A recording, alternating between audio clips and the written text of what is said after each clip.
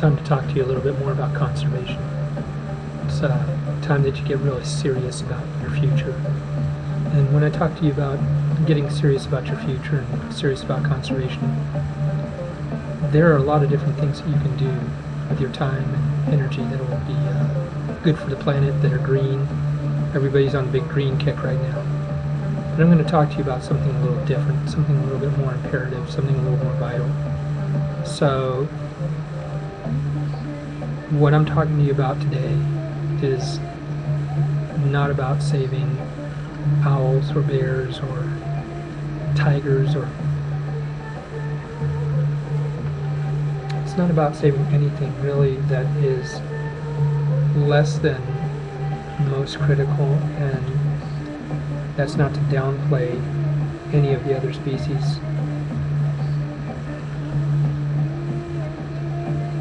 What I'm talking about today are sharks and cetaceans.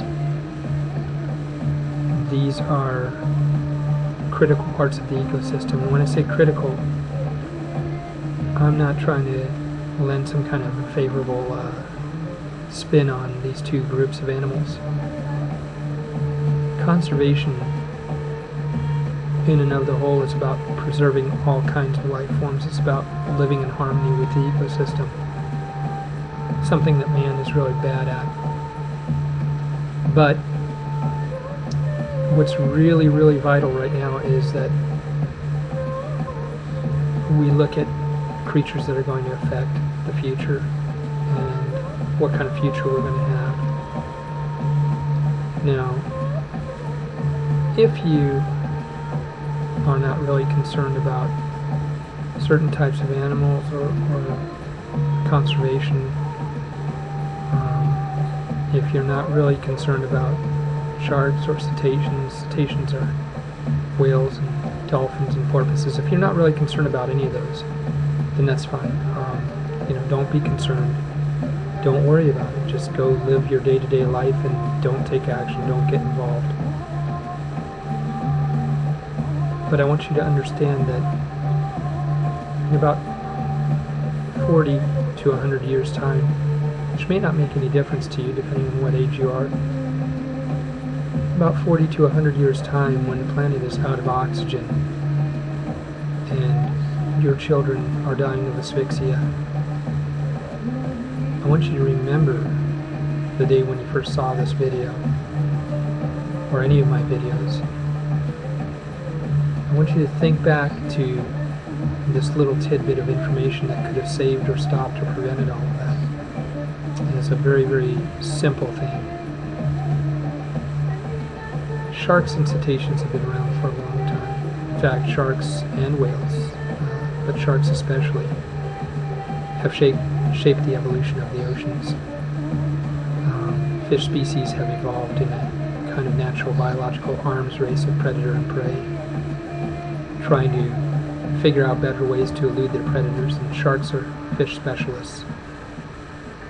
If you've seen too much Jaws, or you've seen too many other movies that sensationalize sharks as man-eaters, or these deadly creatures that are out looking for people, well, I've got news for you.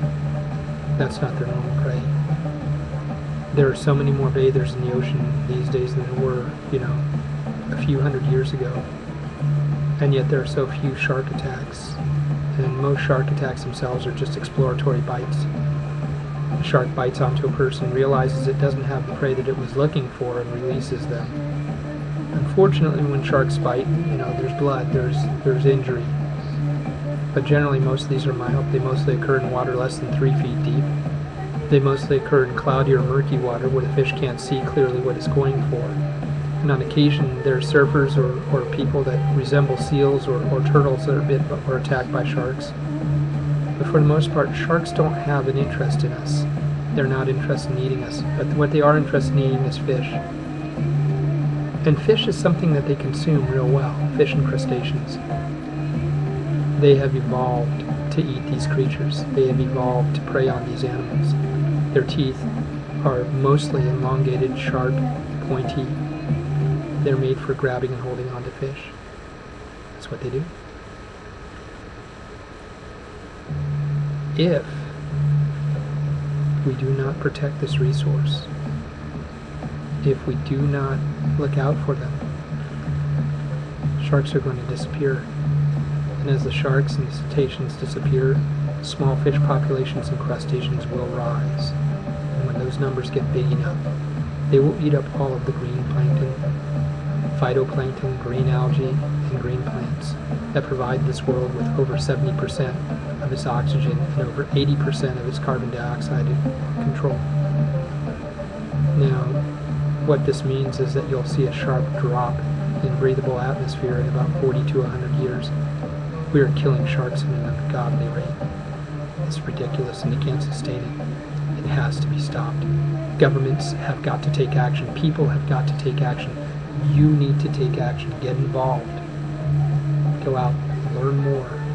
Don't take my word for it. You don't have to take my word for it. You don't have to believe the strange guy over here talking to you on YouTube about going out and helping sharks, helping cetaceans. If it seems like a farce to you, if it doesn't seem real, then that's fine. Do the homework. And if you don't choose to do the homework, in about 40 to 100 years, it's going to seem very real to either you or your children. Get involved while you can.